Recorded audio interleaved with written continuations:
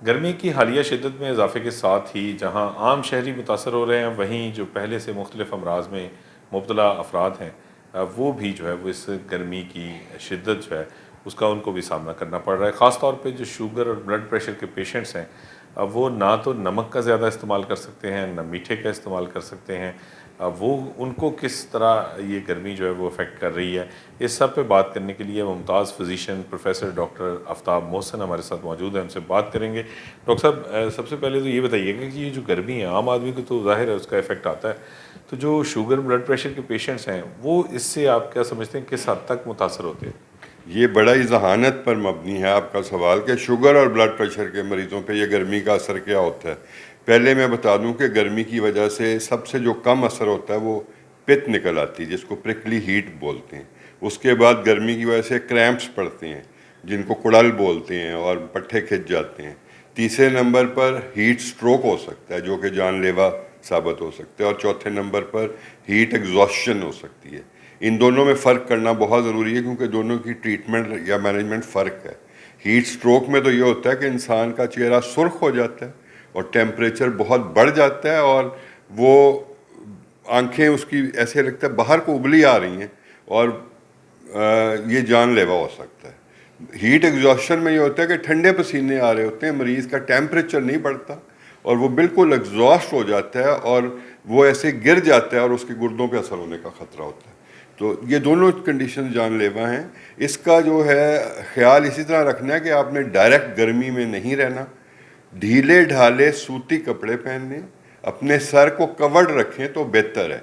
और उसके बाद आप थोड़े थोड़े वक्फे से पानी पिएं। अगर हीट क्रैम्प्स हो रहे हैं और आपको लग रहा है कि टेम्परेचर बढ़ गया, फिर तो ये इमरजेंसी है।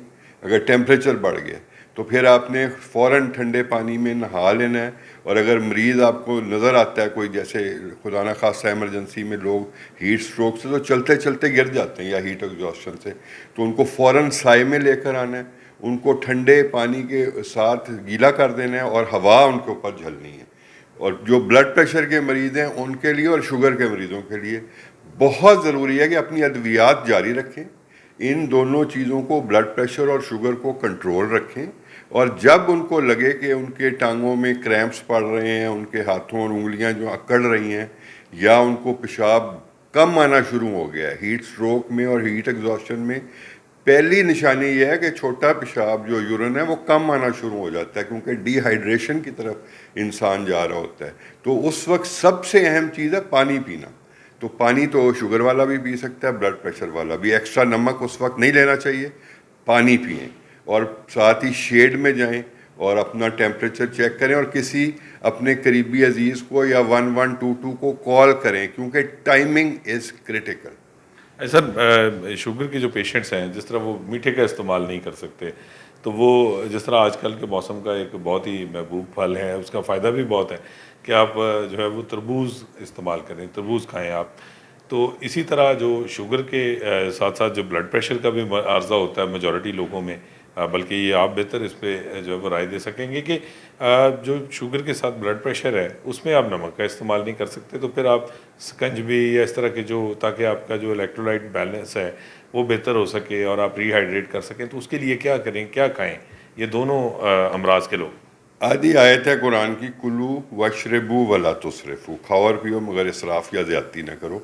इसमें कहते हैं कि पूरी हिकमत इस आयत के, आदि आयत में है कि ये नहीं है कि शुगर के मरीज़ ने मीठा नहीं खाना, फल वो खा सकते हैं, लेकिन वो रखें उसको एक मॉडरेशन के अंदर, एक मियाना रवि के साथ खाएं। ये तरबूज खा सकते हैं जी बिल्कुल खा सकते हैं, और और उसके स्कंजबी भी पी सकते हैं। स्कंजवीन भी पी सकते हैं, मगर उसमें नमक की मिकदार कम रखें।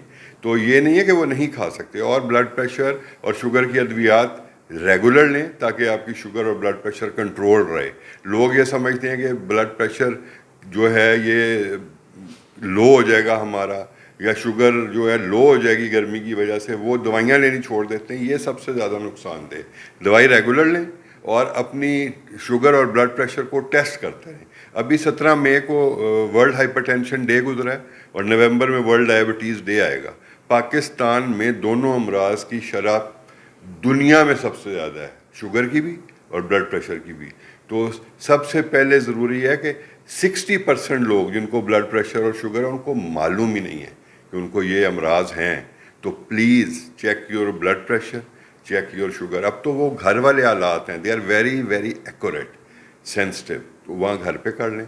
और ब्लड प्रेशर, ये जो डिजिटल ब्लड प्रेशर अपरेटस हैं ये बड़े वैलिडेटेड हैं, इनसे ब्लड प्रेशर चेक कर लें। लेकिन एक जो तरबूज है उसका क्वार्टर हिस्सा आप एक वक्त में खा सकते हैं। शुगर आपकी अगर कंट्रोल्ड है तो अपनी हाइड्रेशन का ख्याल रखना है। सबसे बड़ी अलामत क्या होगी? हीट आपके ऊपर असर कर रही है, छोटा पेशाब आना कम हो जाएगा, जिस्म तपने लगेगा और आपको या तो कमज़ोरी महसूस होगी, ठंडे पसीने आएंगे, या जिस्म बहुत गर्म हो जाएगा। इस वक्त शेड में चले जाना चाहिए, किसी को इन्फॉर्म करना चाहिए, और क्योंकि इंसान चलते चलते एकदम गिर सकता है। अच्छा, शुगर ब्लड प्रेशर के लोग जो हैं उनको ये हीट जो वेव है ये आम आदमी से क्या ज़्यादा मुतासर करती है? जी बिल्कुल, उनमें ये आपने बड़ा अच्छा सवाल किया कि उनमें ये ज़्यादा मुतासर करती है। और जैसे मैंने पहले अर्ज़ किया कि 50 to 60% लोगों को पता ही नहीं है कि उनको हाई ब्लड प्रेशर है या हाई शुगर है पाकिस्तान में।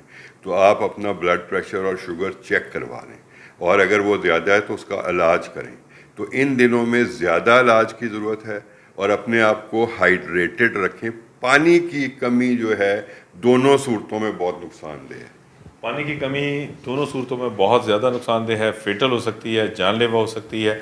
और ये शुगर और ब्लड प्रेशर के जो पेशेंट्स हैं उनको ज़्यादा एहतियात करने की ज़रूरत है।